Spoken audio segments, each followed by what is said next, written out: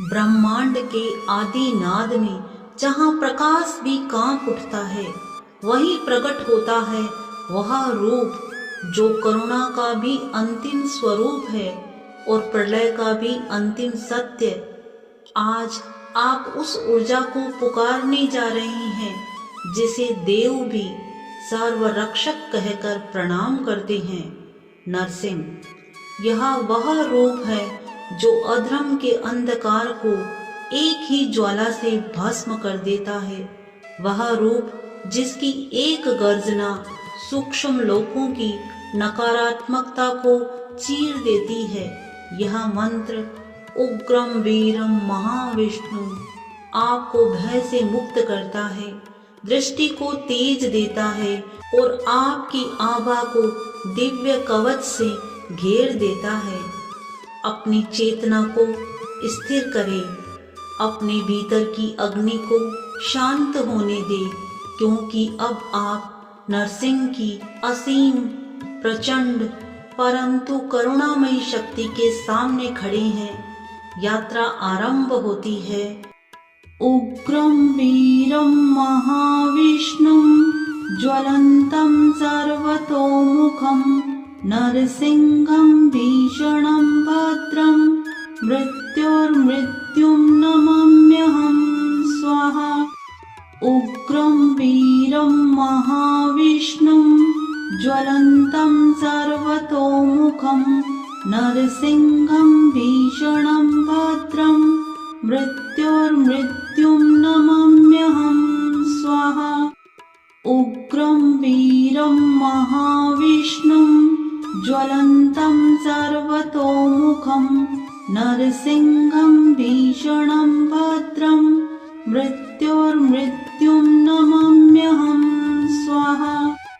उग्रं वीरं महाविष्णुं ज्वलन्तं सर्वतोमुखं नरसिंहं भीषणं भद्रं मृत्योर्मृत्युं नमाम्यहं स्वाहा। उग्रं वीरं महाविष्णुं ज्वलन्तं सर्वतोमुखं नरसिंहं भीषणं भद्रं मृत्योर्मृत्युं नमाम्यहं स्वाहा। उग्रं वीरं महाविष्णुं ज्वलन्तं सर्वतोमुखं नरसिंहं भीषणं भद्रं मृत्योर्मृत्युं नमाम्यहं स्वाहा।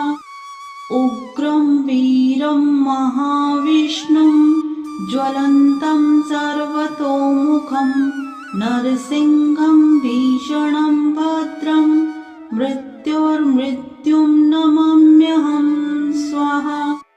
उग्रं वीरं महाविष्णुं ज्वलन्तं सर्वतोमुखं नरसिंहं भीषणं भद्रं मृत्योर्मृत्युं नमाम्यहं स्वाहा। उग्रं वीरं महाविष्णुं ज्वलन्तं सर्वतोमुखं नरसिंहं भीषणं भद्रं मृत्योर्मृत्युं नमाम्यहं स्वाहा। उग्रं वीरं महाविष्णुं ज्वलन्तं सर्वतोमुखं नरसिंहं भीषणं भद्रं मृत्योर्मृत्युं नमाम्यहं स्वाहा। उग्रं वीरं महाविष्णुं ज्वलन्तं सर्वतोमुखं नरसिंहं भीषणं भद्रं मृत्योर्मृत्युं नमाम्यहं स्वाहा। उग्रं वीरं महाविष्णुं ज्वलन्तं सर्वतोमुखं नरसिंहं भीषणं भद्रं मृत्योर्मृत्युं नमाम्यहं स्वाहा। उग्रं वीरं महाविष्णुं ज्वलन्तं सर्वतोमुखं नरसिंहं भीषणं भद्रं मृत्योर्मृत्युं नमाम्यहं स्वाहा। उग्रं वीरं महाविष्णुं ज्वलन्तं सर्वतोमुखं नरसिंहं भीषणं भद्रं मृत्योर्मृत्युं नमाम्यहं स्वाहा।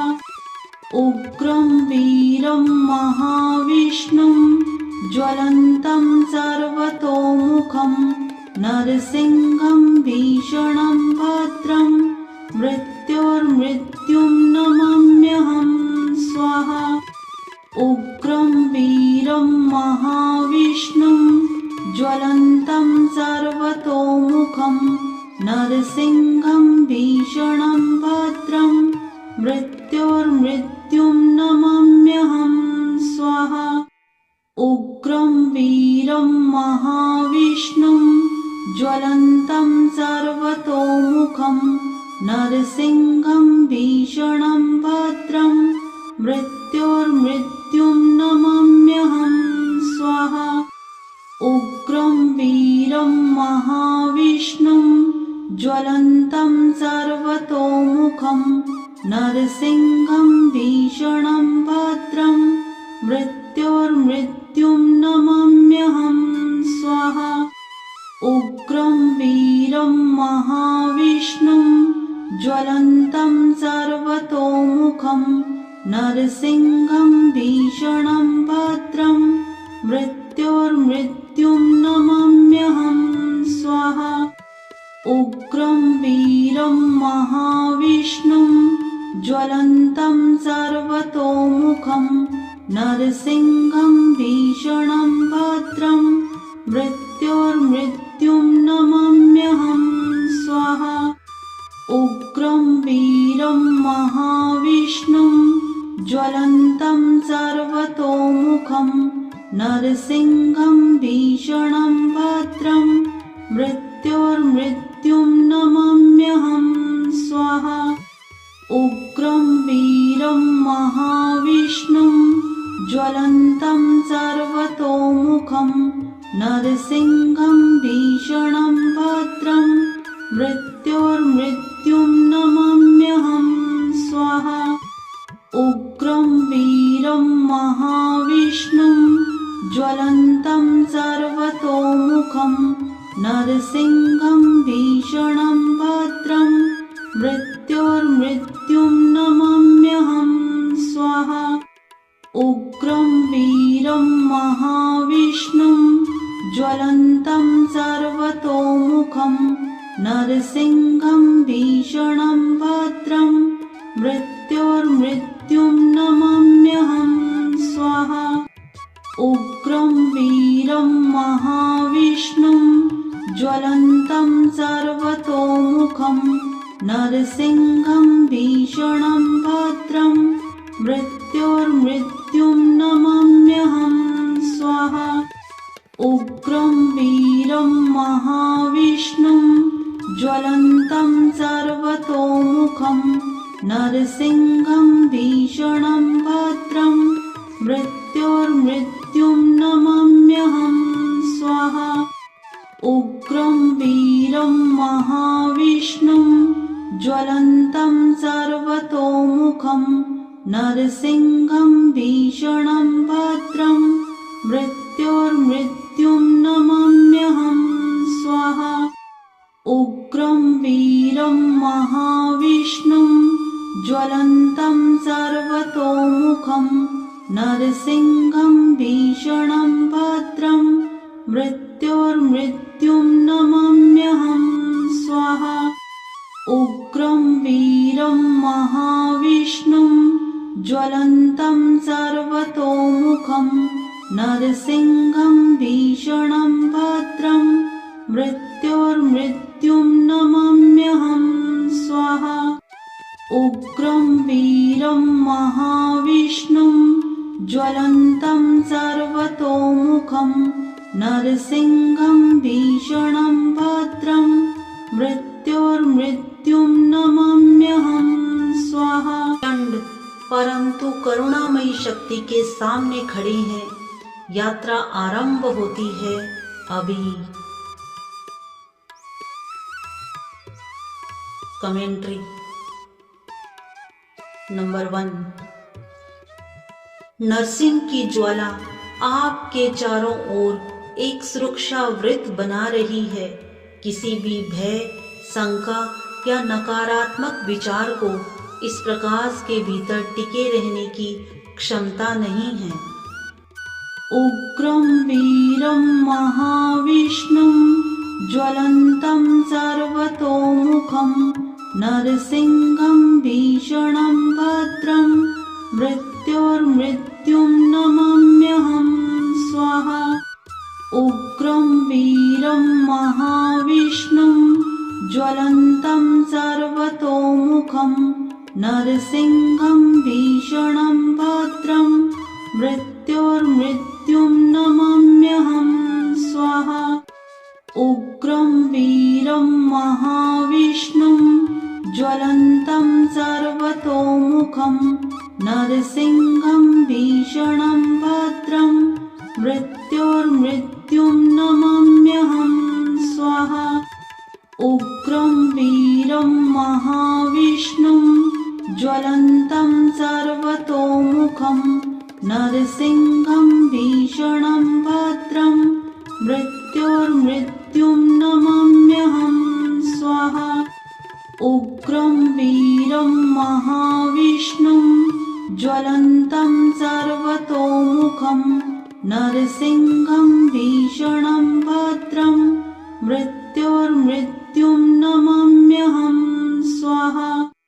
उग्रं वीरं महाविष्णुं ज्वलन्तं सर्वतोमुखं नरसिंहं भीषणं भद्रं मृत्योर्मृत्युं नमाम्यहं स्वाहा। उग्रं वीरं महाविष्णुं ज्वलन्तं सर्वतोमुखं नरसिंहं भीषणं भद्रं मृत्योर्मृत्युं नमाम्यहं स्वाहा। उग्रं वीरं महाविष्णुं ज्वलन्तं सर्वतोमुखं नरसिंहं भीषणं भद्रं मृत्योर्मृत्युं नमाम्यहं स्वाहा। उग्रं वीरं महाविष्णुं ज्वलन्तं सर्वतोमुखं नरसिंहं भीषणं भद्रं मृत्योर्मृत्युं नमाम्यहं स्वाहा। उग्रं वीरं महाविष्णुं ज्वलन्तं सर्वतोमुखं नरसिंहं भीषणं भद्रं मृत्योर्मृत्युं नमाम्यहं स्वाहा। उग्रं वीरं महाविष्णुं ज्वलन्तं सर्वतोमुखं नरसिंहं भीषणं भद्रं मृत्योर्मृत्युं नमाम्यहं स्वाहा।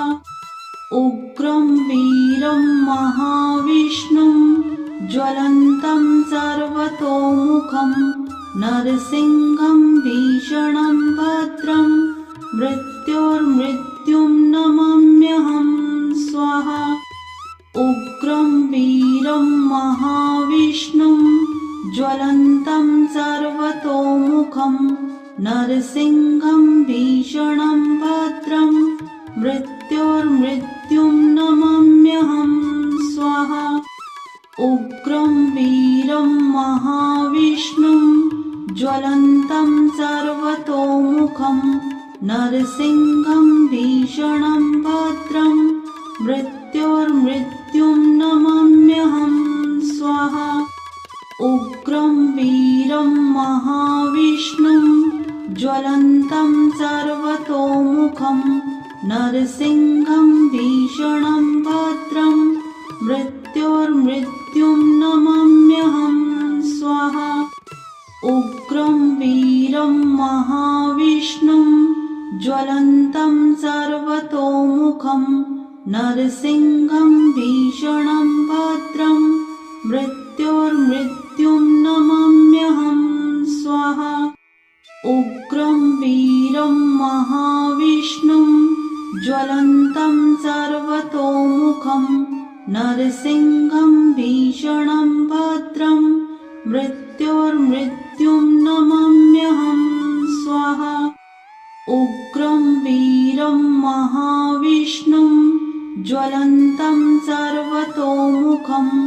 नरसिंहं भीषणं भद्रं मृत्योर्मृत्युं नमाम्यहं स्वाहा।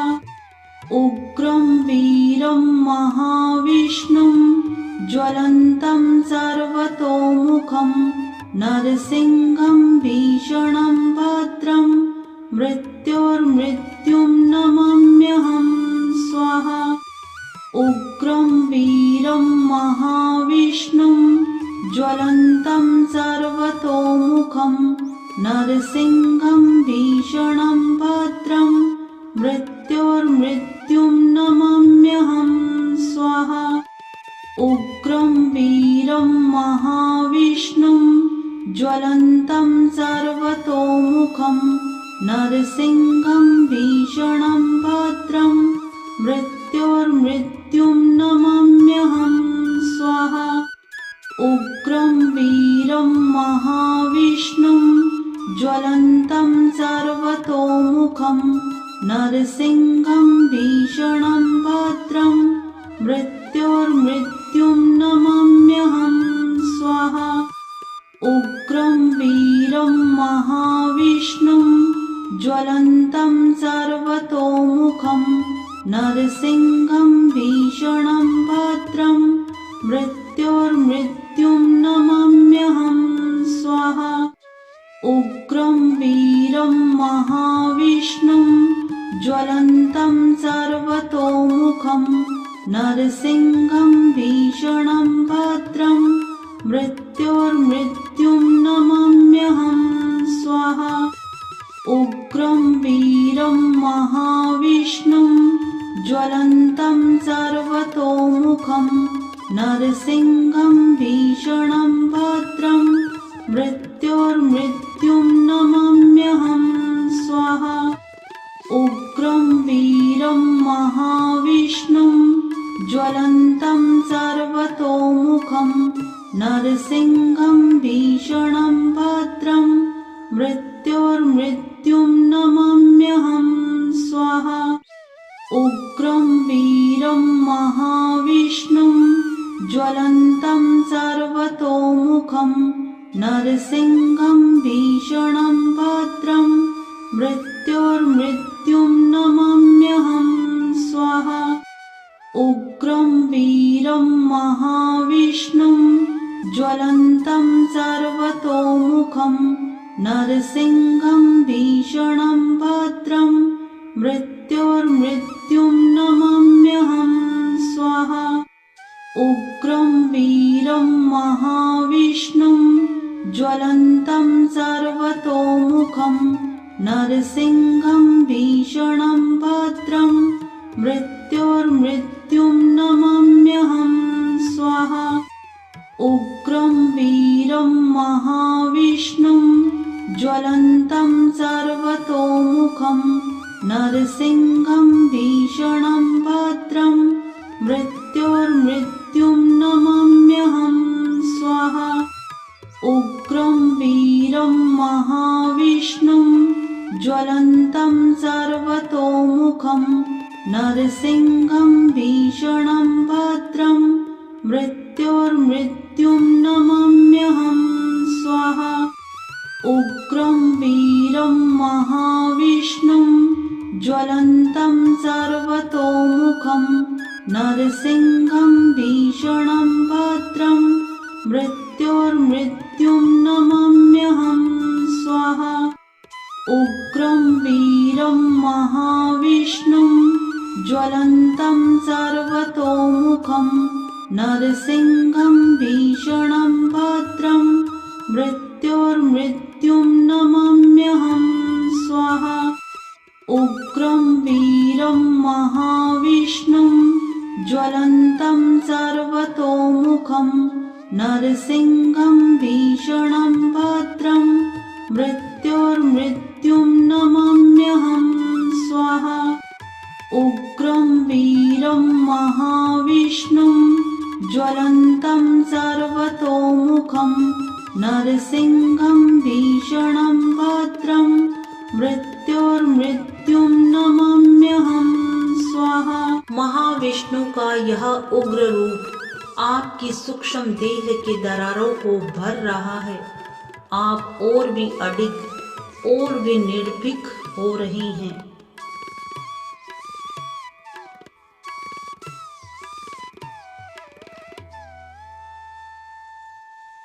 एंडिंग। नरसिंह के इस पवित्र जप ने आपकी चेतना में एक दिव्य अग्नि प्रज्वलित कर दी है। अडिग, अचल, अटूट।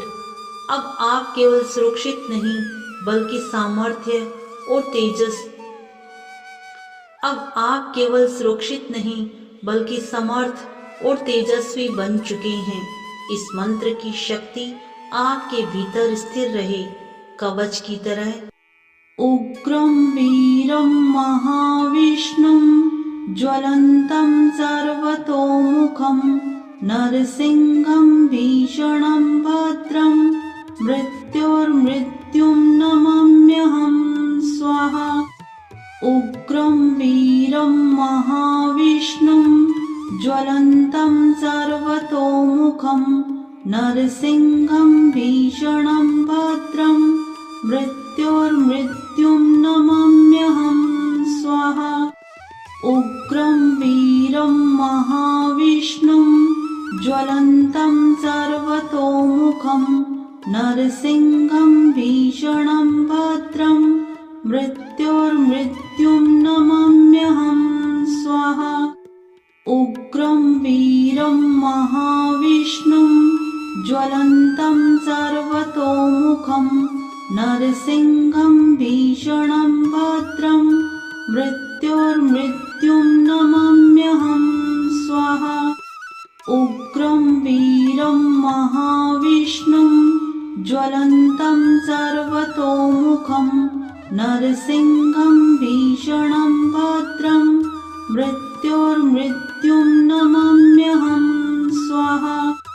उग्रं वीरं महाविष्णुं ज्वलन्तं सर्वतोमुखं नरसिंहं भीषणं भद्रं मृत्योर्मृत्युं नमाम्यहं स्वाहा। उग्रं वीरं महाविष्णुं ज्वलन्तं सर्वतोमुखं नरसिंहं भीषणं भद्रं मृत्योर्मृत्युं नमाम्यहं स्वाहा। उग्रं वीरं महाविष्णुं ज्वलन्तं सर्वतोमुखं नरसिंहं भीषणं भद्रं मृत्योर्मृत्युं नमाम्यहं स्वाहा। उग्रं वीरं महाविष्णुं ज्वलन्तं सर्वतोमुखं नरसिंहं भीषणं भद्रं मृत्योर्मृत्युं नमाम्यहं स्वाहा। उग्रं वीरं महाविष्णुं ज्वलन्तं सर्वतोमुखं नरसिंहं भीषणं भद्रं मृत्योर्मृत्युं नमाम्यहं स्वाहा। उग्रं वीरं महाविष्णुं ज्वलन्तं सर्वतोमुखं नरसिंहं भीषणं भद्रं मृत्योर्मृत्युं नमाम्यहं स्वाहा। उग्रं वीरं महाविष्णुं ज्वलन्तं सर्वतोमुखं नरसिंहं भीषणं भद्रं मृत्योर्मृत्युं नमाम्यहं स्वाहा। उग्रं वीरं महाविष्णुं ज्वलन्तं सर्वतोमुखं नरसिंहं भीषणं भद्रं मृत्योर्मृत्युं नमाम्यहं स्वाहा। उग्रं वीरं महाविष्णुं ज्वलन्तं सर्वतोमुखं नरसिंहं भीषणं भद्रं मृत्योर्मृत्युं नमाम्यहं स्वाहा। उग्रं वीरं महाविष्णुं ज्वलन्तं सर्वतोमुखं नरसिंहं भीषणं भद्रं मृत्योर्मृत्युं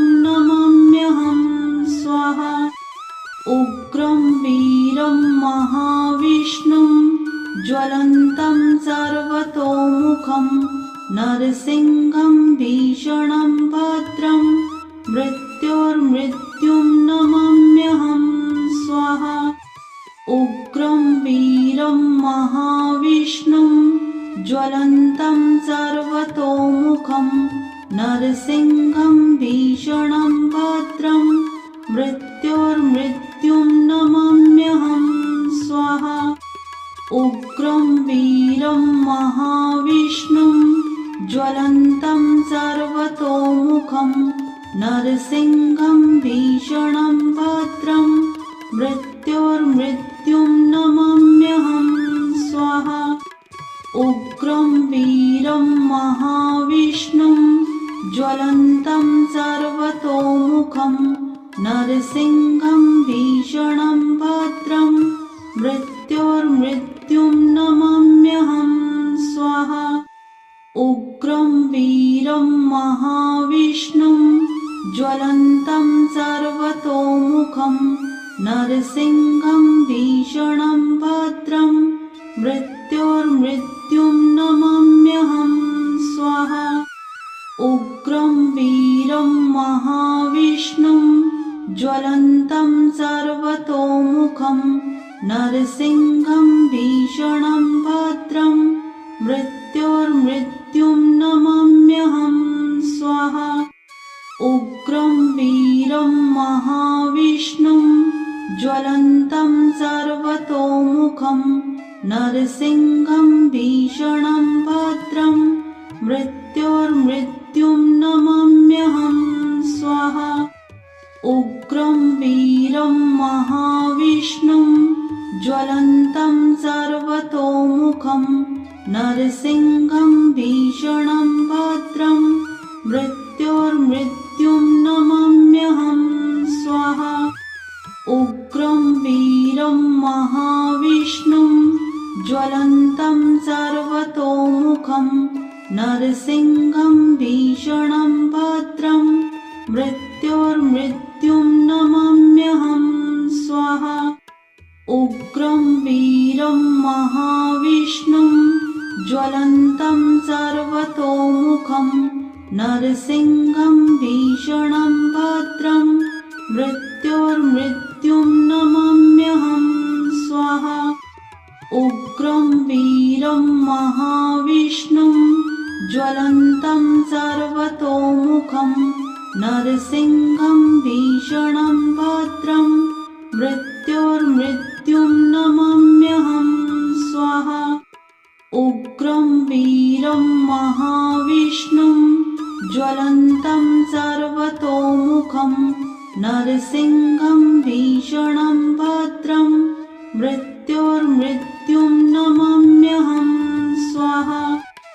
उग्रं वीरं महाविष्णुं ज्वलन्तं सर्वतोमुखं नरसिंहं भीषणं भद्रं मृत्योर्मृत्युं नमाम्यहं स्वाहा।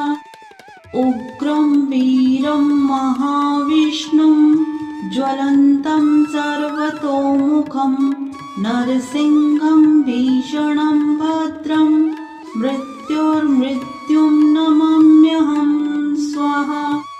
उग्रं वीरं महाविष्णुं ज्वलन्तं सर्वतोमुखं नरसिंहं भीषणं भद्रं मृत्योर्मृत्युं नमाम्यहं स्वाहा। उग्रं वीरं महाविष्णुं ज्वलन्तं सर्वतोमुखं नरसिंहं भीषणं भद्रं मृत्योर्मृत्युं नमाम्यहं स्वाहा। उग्रं वीरं महाविष्णुं ज्वलन्तं सर्वतोमुखं नरसिंहं भीषणं भद्रं मृत्योर्मृत्युं नमाम्यहं स्वाहा।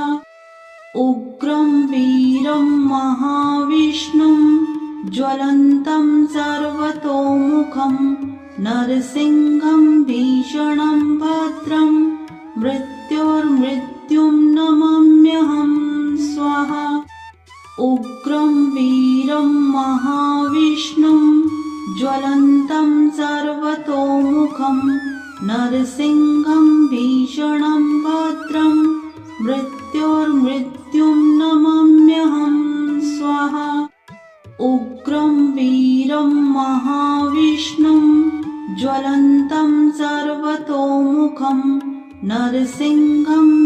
भीषणं भद्रं मृत्योर्मृत्युं नमाम्यहं स्वाहा। उग्रं वीरं महाविष्णुं ज्वलन्तं सर्वतोमुखं नरसिंहं भीषणं भद्रं मृत्योर्मृत्युं नमाम्यहं स्वाहा। उग्रं वीरं महाविष्णुं ज्वलन्तं सर्वतोमुखं नरसिंहं भीषणं भद्रं मृत्योर्मृत्युं नमाम्यहं स्वाहा। उग्रं वीरं महाविष्णुं ज्वलन्तं सर्वतोमुखं नरसिंहं भीषणं भद्रं मृत्योर्मृत्युं नमाम्यहं स्वाहा। उग्रं वीरं महाविष्णुं ज्वलन्तं सर्वतोमुखं नरसिंहं भीषणं भद्रं मृत्योर्मृत्युं नमाम्यहं स्वाहा। उग्रं वीरं महाविष्णुं ज्वलन्तं सर्वतोमुखं नरसिंहं भीषणं भद्रं मृत्योर्मृत्युं नमाम्यहं स्वाहा। उग्रं वीरं महाविष्णुं ज्वलन्तं सर्वतोमुखं नरसिंहं भीषणं भद्रं मृत्योर्मृत्युं नमाम्यहं स्वाहा। उग्रं वीरं महाविष्णुं ज्वलन्तं सर्वतोमुखं नरसिंहं भीषणं भद्रं मृत्योर्मृत्युं नमाम्यहं स्वाहा। उग्रं वीरं महाविष्णुं ज्वलन्तं सर्वतोमुखं नरसिंहं भीषणं भद्रं मृत्योर्मृत्युं नमाम्यहं स्वाहा। नरसिंह के इस पवित्र जप ने आपकी चेतना में एक दिव्य अग्नि प्रज्वलित कर दी है, अडिग, अचल, अटूट। अब आप केवल सुरक्षित नहीं बल्कि सामर्थ्य और तेजस अब आप केवल सुरक्षित नहीं बल्कि समर्थ और तेजस्वी बन चुके हैं। इस मंत्र की शक्ति आपके भीतर स्थिर रहे, कवच की तरह, प्रकाश की तरह और सदैव आपकी रक्षा करती रहे। हम फिर मिलेंगे नई शक्ति, नई चेतना और नई दिव्य ऊर्जा के साथ। जय नरसिंह देव।